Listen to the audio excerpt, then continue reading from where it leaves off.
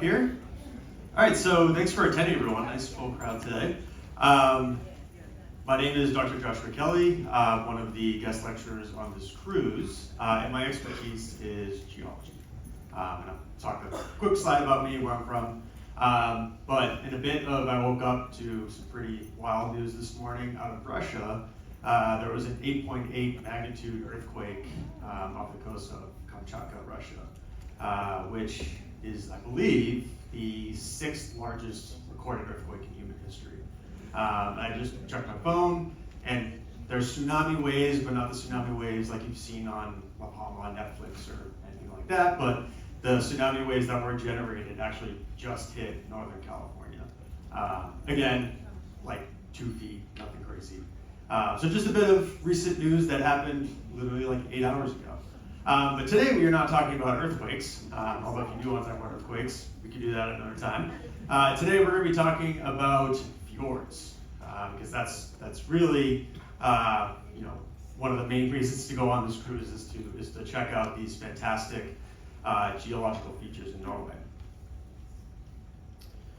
So just a quick little overview of the lecture. I'll talk about sort of what is a fjord, sort of the basics to them. And then the bulk of it is going to be about how do they form. And so we'll kind of go through like a little like step-by-step cookbook of geological processes that end up leading to the striking landscape that we see in Norway. And then I'll wrap up just with some other types of geologic features to keep an eye out for, particularly as we are sailing through Fjord. And I'm American, so if my Norwegian pronunciations of these fjords is not up to par, please forgive me in advance. And again, if you would like to tell me how to properly say them, by all means, after this lecture, let me know. Okay, so just a quick brief of who I am. I'm a geology professor at California State University, Los Angeles. And I'm originally from Boston, Massachusetts. And most importantly, because I know this is a British ship, and I'd say the bulk of y'all are British, and so I'm a big Liverpool fan. So that's the way I can connect with you guys. So you'll never walk alone. It's been a great summer of transfer signings, that's all I gotta say. But anyways, beyond that, I also love cruising. So I grew up cruising with my family.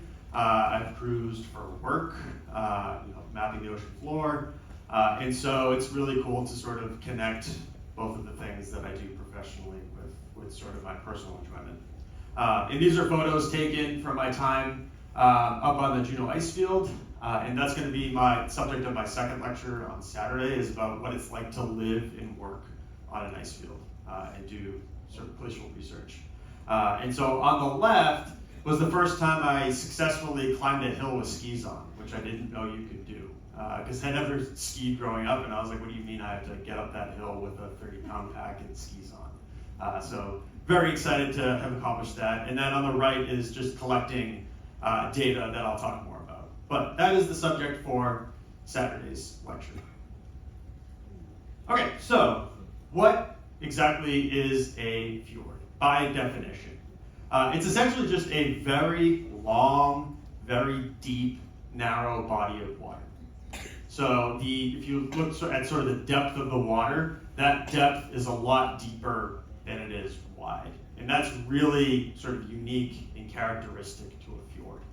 And that has to do with the glacier that carved it before it became flooded, which we'll talk more about. And all fjords are connected to open ocean, and so they are considered to be an inlet by definition. And so where we have fjords today are basically where we have locations that were recently glaciated, meaning that they were covered by a glacier in the recent geologic past. And so what I mean by recent geologic past, throw it out there. If anybody has any questions, by the way, feel free to raise your hand or shout them out, because I'm totally down for that. Does anybody know how old the Earth is? Just to give a sense of scale as to what I mean by recent geologic past. Oh, yeah, nailed it. Do I have some geologists in the crowd? Yeah, 4.6 billion years old. So where we're currently sailing through was under a 1.3 kilometer ice sheet roughly 20,000 years ago. So like in the blink of an eye in the scale of Earth time. So yeah, where are we happening today? Sorry, Antarctica, Greenland, Alaska, Canada, Chile, New Zealand, and of course, Norway. Probably the best example of fjords in the world. And we're not talking about fjords. So when I talk about this to my intro to geology students, they pronounce it Ford, and I have to say we're not talking about American cars. We're talking about geology, glacial geology, and fjords. Fjords. Okay, so a bit more detail here about the Norwegian fjords. So there's nearly 1,200 fjords in Norway alone. So if you wanted to endeavor to sail down every single one of them, it would be a lifetime project, I would gather. And they're mainly found along the western margin of Norway here. So all of this area in blue is where we see these fjords that are stretching inland. And so what we notice is that they're pretty narrow. All of them are pretty narrow, nothing more than I would say 2 kilometers across at their widest. And they're all incredibly deep. And so if we were to measure Norway's coastline, including all of these fjords, because remember these fjords they're saltwater. It's ocean water that's flooding them. So that is considered to be, when we sail up the Hardanger Fjord, that is considered to be coastline. And so if you were to measure the coastline using through all of these fjords, the coastline of Norway is 29,000 kilometers long.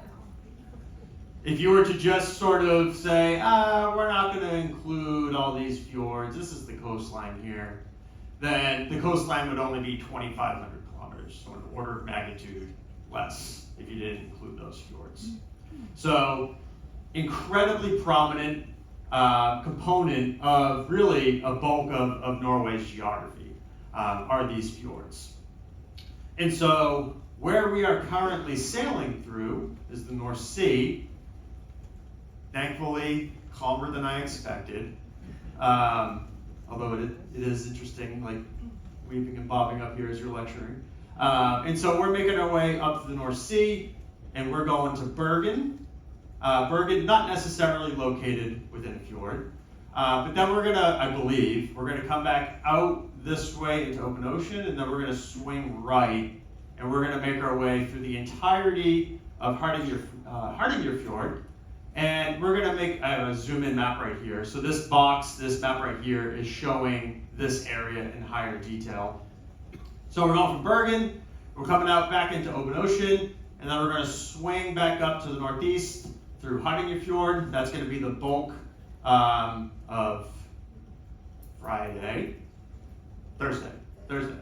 And we're going to swing up into Eidfjord right here. So Eidfjord is what we call a tributary fjord. It's a smaller fjord that's building into and feeding into that much larger Hardanger Fjord.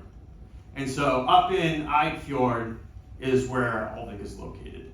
And up at the most inland part of Eidfjord, that's where that iconic waterfall is located. If you were here for the travel talk, that's where that waterfall is located, is up in the sort of most inland extent of Eidfjord. Any questions so far? How long is it?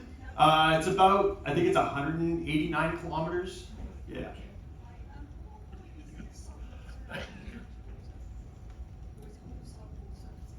It's primarily saltwater. Yeah. You'll have a little, what we call brackish water, which is a mixture of fresh and salt, where you start to have a lot of runoff from snowmelt and ice melt from those waterfalls and any rivers that are flowing into it. And how deep is it?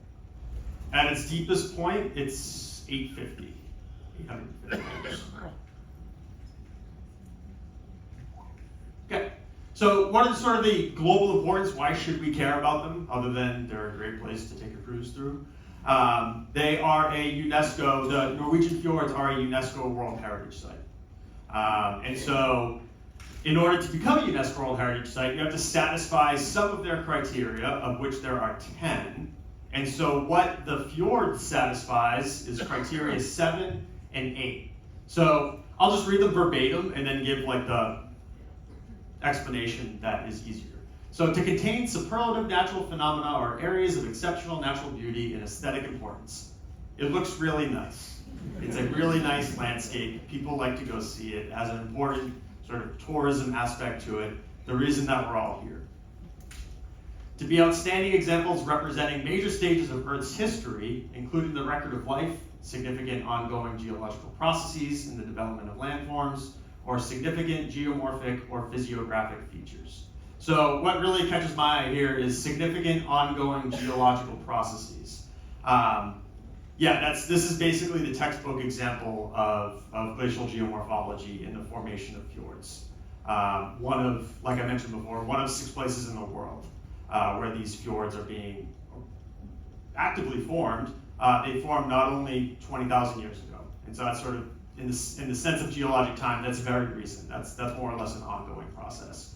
And so those 2 criteria were satisfied, and UNESCO said in 2005 that this area is now going to be considered a World Heritage Site. Now, that's cool and all, like that's great, but Tom Cruise climbed Lisa Fjord, which is in Norway, back in Mission Impossible Fallout. So that's really, truly why it's important, and probably why UNESCO made it the World Heritage Site. So, just have to throw that in there. Okay, so now for the bulk of this talk, how do these fjords form? Like, it's a absolutely stunning, striking landscape. How does this actually happen? Okay, so the first step is we have to enter an ice age. Now, I could have done a cheeky little joke about the Disney movie, but it's important to understand, what are the conditions needed to get to that ice age stage. So what is an ice age? It's essentially when the temperature on Earth's surface is considerably lower than its average. 10, 20, 25 degrees Fahrenheit lower than the mean average. Now, there's some different reasons, natural reasons, that we enter a global cooling cycle. It can be due to volcanoes, when you have major volcanic eruptions, all of that ash and dust in the atmosphere blocks sunlight. That can reduce the temperature. But the bulk of it is from changes in how much sunlight is reaching the Earth's surface. And so we call that solar insolation. And I promise this is going to be the most sort of technical, nitty-gritty part, but it's important to talk about. And so these are what's known as the Milankovitch cycles, is how the amount of sunlight that's reaching the Earth changes over time. And so there's 3 different parts. If we look at the Earth here, the Earth kind of wobbles. And we call that the precession, the Earth wobble. It looks kind of like a top as it's beginning to fall over. And so it completes one of these wobbles on a 26,000 year cycle. And so if you look at Antarctica here, when Antarctica wobbles towards the sun, it's getting more sunlight. When it wobbles away from the sun, it's getting less sunlight, more likely to enter an ice age. Here we have eccentricity. So eccentricity, the loaded jargon word that basically describes the shape of the Earth's orbit around the sun. Our movement around the sun is not uniform. It does change over time.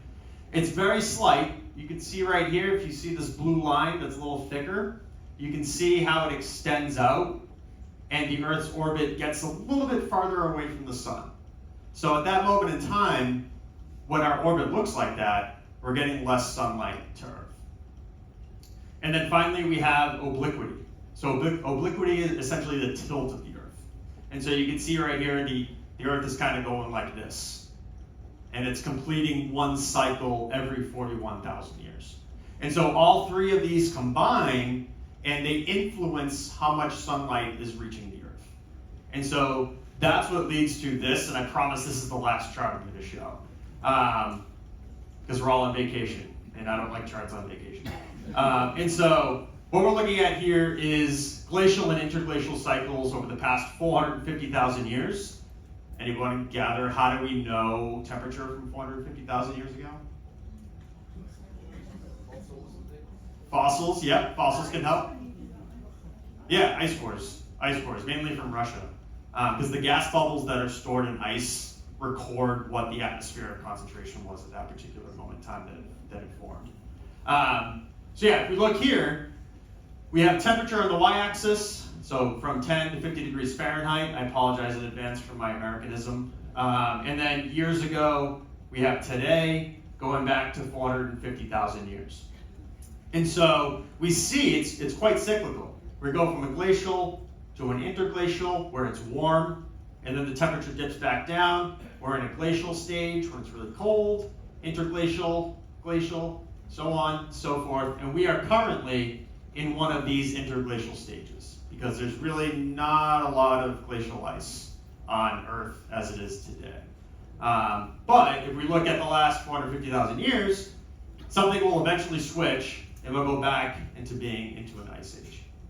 So step one of forming a glacier, we got to get back into that ice age glacial stage. And I need to pick up. So step 2A, we got to expand ice sheets. So that kind of comes along with going into an ice age, is we end up forming these very large ice sheets on the Earth's surface. So this is a map of the Earth roughly 20,000 years ago, an era that we call the last glacial maximum, the LGM. Last glacial maximum being it's the last time that glaciers had their maximum extent on the Earth's surface. And so if we look at this is the Eurasian ice sheet, and if you're from Scandinavia, I'm sorry, you could not have lived there 20,000 years ago. There would have been a 1.3 kilometer ice sheet on top of your house. So good thing we're not in the LGM. And so this is a massive ice sheet. Like I just mentioned, it covered all of Scandinavia, covered all of Ireland, most of the UK, and dipped down into continental Europe here. And if we look at the extent, we are, I'm not a navigator, but we're like somewhere in here, I believe. And so this cruise would not be possible if we were trying to do it 20,000 years ago, because there would have been an ice sheet right here. And so just to sort of put a sense of scale as to how big this ice sheet was, the amount of water that was stored in it is like if you froze the Mediterranean Sea twice. That's how much water was stored in that ice sheet. And where I'm from, Massachusetts, the ice sheet at this exact same moment in time, you can see it basically covered all of Canada. This is the Laurentide ice sheet. There was a bridge that connected Greenland up into the Yukon Territory. This ice sheet went all the way down, covered Massachusetts, and Long Island, New York is basically a bunch of glacial deposits that were pushed by this ice sheet. So if you've been to Long Island, or Long Island on a map, or Martha's Vineyard, all those are glacial deposits that were dumped there 20,000 years ago. Yeah, and so where does all this water come from? Where is all this water moving into ice? Where is it coming from? Anyone want to guess? Yeah, the ocean. Yeah, so all that water is coming out of the ocean, going into ice, and so the sea level falls. And so sea level 20,000 years ago was, depending on where you are, between 100 to 120 meters lower than where it currently is today. And so that's when a lot of human migration happened, because there were a lot of land bridges that were opened up when sea level was so much lower. Okay, so sort of step 2B related to ice sheets is that we need glaciers. And so when I'm talking about glaciers, there's a couple of different major types. We have what are known as continental glaciers. And so these are going to be sort of ice masses, ice sheets that cover continental regions, large areas. So Greenland and Antarctica are basically the two continental ice sheets that exist today on Earth's surface. And so if you look at Greenland from a map perspective, all the area in gray is where we have exposed rock.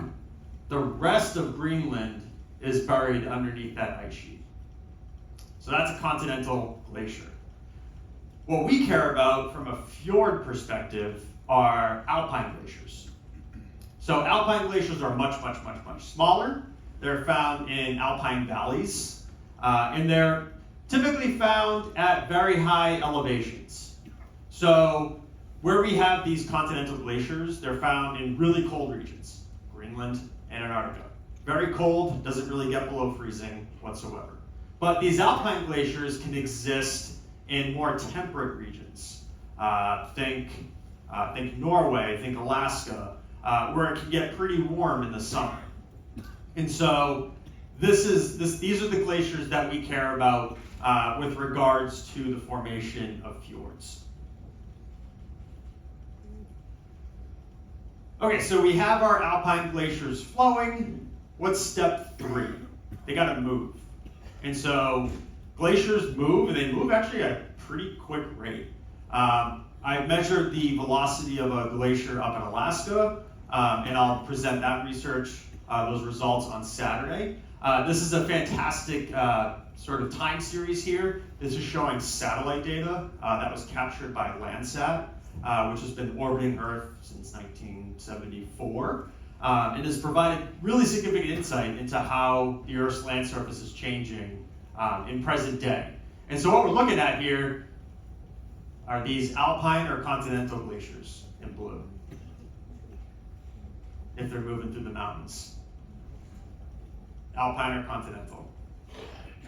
Alpine, yes. So we have all these alpine glaciers that are flowing down these valleys, and you'll notice at moments in time, you see them move very quickly, all of a sudden. Those are called surging glaciers, where they can move like meters per week. So very quick, very easy to identify in satellite imagery. And so you see we have all these valleys, all these tributary glaciers that are then feeding into the main glacier trunk right here. And they're all generally flowing down the slope of this mountain towards the south.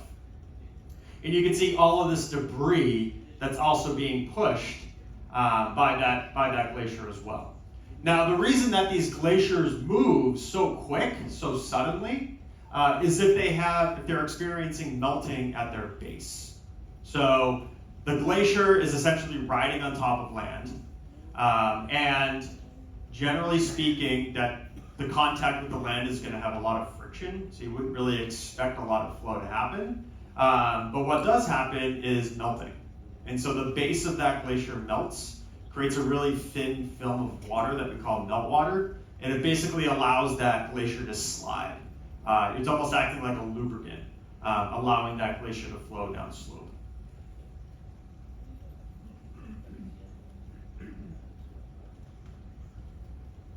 Okay, so step 4 in our journey to a fjord is the glaciers have to carve the land. And so this is a process known as erosion, where we have the natural removal of material from the Earth's surface. And so, anybody want to guess what can cause erosion most commonly? What was that? Friction? Yeah. Movement. Movement of what? Yes. Thinking about the tsunami.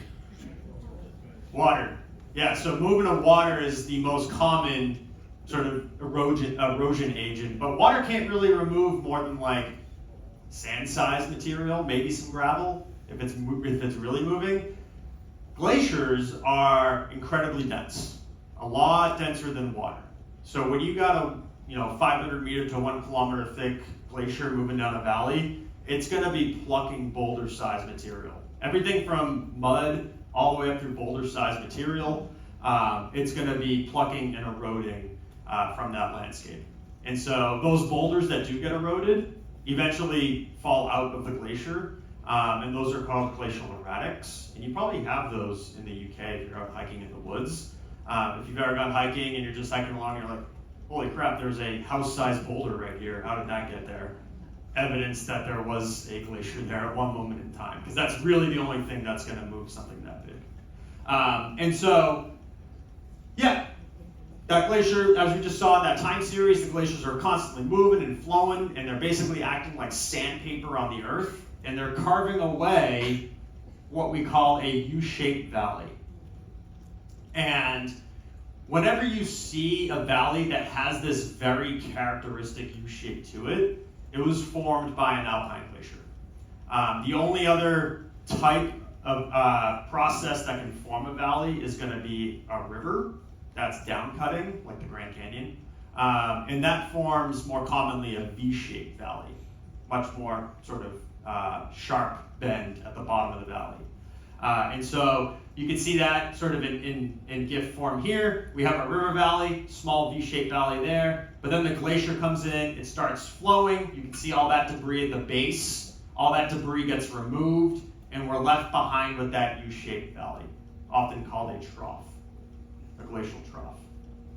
And so as we sail up Fjord, you'll see a lot of these U-shaped valleys that are sort of splitting off from the main fjord trunk. Okay, so step 5, we're almost there. We have to go back into an interglacial stage. So something happened with the Earth's orbit, we're getting more sunlight now, it's getting warmer. These glaciers can no longer survive, they're no longer advancing. They're going into what's called a negative mass balance, meaning that they're retreating more than they're growing or advancing. And this is the general state of like 96% of glaciers in the world today, is that they are all in retreat. But this is an important step for what we care about, for the formation of a fjord, because we have to empty that valley. And so this is a time series from Sweden. And so this image was taken in 1935. Glacier was flowing down this valley. This is a nice example of an alpine glacier. There's actually two. There's one right here and one right there. And then they sort of combine further down slope. And so this time series is showing over the course of nearly 100 years pretty clear evidence that these glaciers are retreating. And what's left behind is all of this debris, all of this what we call glacial till. It's all that sediment and stuff that was eroded by the glacier and is now being dumped off on the landscape. So what's left behind is our U-shaped valley when that glacier is no longer present within it. Okay, and finally our last step is sea level rises. So what happens to the ice sheets as we enter an interglacial stage, as the Earth gets warmer? They melt. Yeah, they melt pretty quickly, and a massive volume of water. Remember, 2 times the Mediterranean Sea was just the Eurasian ice sheet, let alone the much larger North American ice sheet. So a lot of water is going back into the oceans. So the sea levels are going to rise, and then as sea level rises, it starts to inundate into that U-shaped valley that we just carved into the landscape. And so that's our final product here, which is our fjord. So, sort of going back, step 1, we have our ice sheet, or our alpine glacier that's carving out our U-shaped valley. We might have a little meltwater stream that's moving through it. What this is showing is a lot of debris that's getting deposited in that valley from this river that's flowing through it. And then finally, sea level rises, inundates and floods that valley, forming, finally, our fjord. Any questions on the cookbook, the geology cookbook to creating a fjord? Sweet. Okay. All right, so just quick little notes about Fjord. So you guys were on top of it in terms of asking the right questions. It's the second longest fjord in Norway. I can go back to that map to sort of give you a sense of scale as to how far inland it actually goes. So it is nearly 180 kilometers, and if you have internet on your phone and Google Maps, or whatever your preferred mapping app is, when we get near this village of Norheimsund, as we're passing through there, that's where it's deepest. That's its deepest point, at 860 meters, which is, and if you look at, I wish there was a ship here for scale, but it's not very wide. So 860 meters is incredibly deep for a body of water that is not over 1.5 to 2 kilometers in width. And so that's because of how much erosion happened, that what we call downcutting, as that glacier was moving through this valley. And just some fun facts.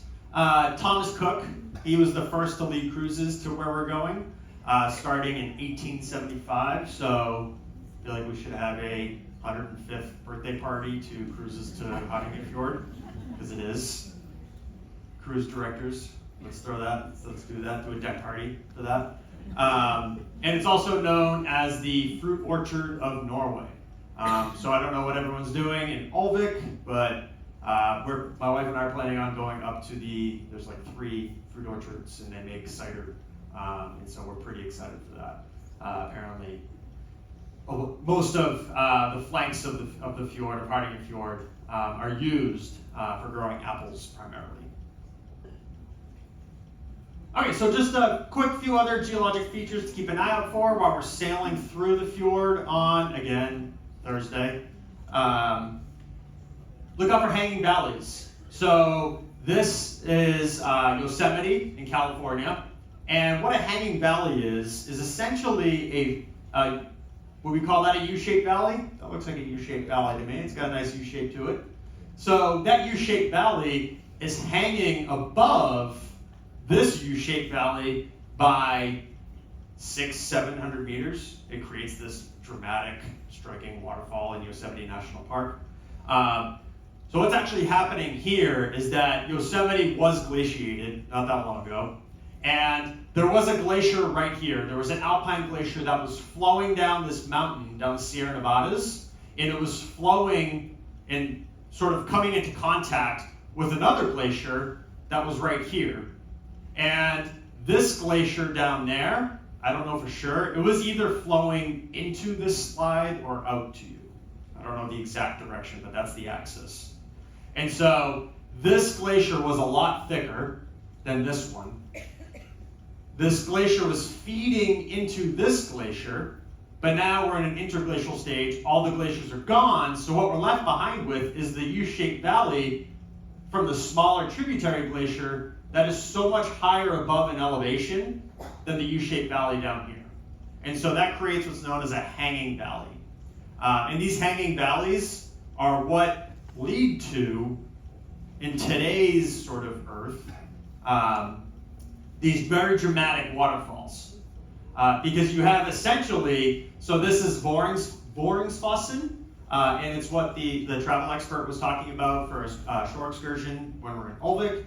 And that's essentially what's happening here, is that this water, which is being derived from glacial melt, because as you go up into higher elevations in Norway, there still is some remnant ice. And so that ice and snow that falls, or just precipitation in general, is a lot of water. It flows down slope, and it eventually just cascades off of one of those hanging valleys. And so that's the reason that there's so many waterfalls that are present throughout all the fjords of Norway, is how many hanging valleys there are. Okay, and then finally, another very common feature along fjords are landslides. Because, as we learned about the U-shaped valleys, they're very steep. And so what becomes a very effective agent of erosion is gravity. Gravity likes to pull things off of really steep cliffs. And what else is characteristic about Norway is precipitation. And if you add water to any rock or any sediment, it makes it a lot weaker, makes it a lot easier to fail. So you sort of have that 1 + 1 = bad, where you have really steep slopes plus a lot of water. Landslides are going to be pretty common. And so odds are you're not going to see an active landslide. If you do, take a video and then find me, because I'll show it to my students. But you might see evidence of past landslides. So this was a recent landslide near the town of Brims on the shores of Hattingen Fjord. And so they can be quite sort of disruptive. You have these large blocks, large boulders, that collapsed off the flank and just completely covered the main thoroughway that sort of traces the shoreline along the fjord. So now what you're more likely to see is if you are going on a cruise or on a tour, excuse me, in a taxi or a bus or what have you, and you look at the rock outcrop that's directly adjacent to the road, you'll see these metal nets that are installed. And so these metal nets are basically intended to, if there is a failure, it sort of traps that debris and just causes it to settle at the base of the slope so that it doesn't spill out onto the freeway.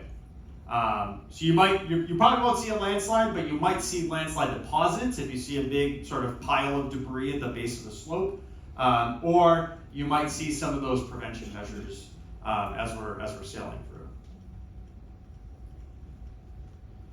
Okay, so with that wraps up the fjords. In my next lecture on Saturday at TBD time is going to be about my experience working on an ice field for roughly 6 weeks. And it's meant to be fun. It's meant to sort of get some insight into what it's like to do glacial geology research, what it's like to go 6 weeks without a shower and eat primarily canned food. So if that's of interest to you, come back on Saturday. If you have any questions, I'll hang around and then enjoy the rest of your cruise.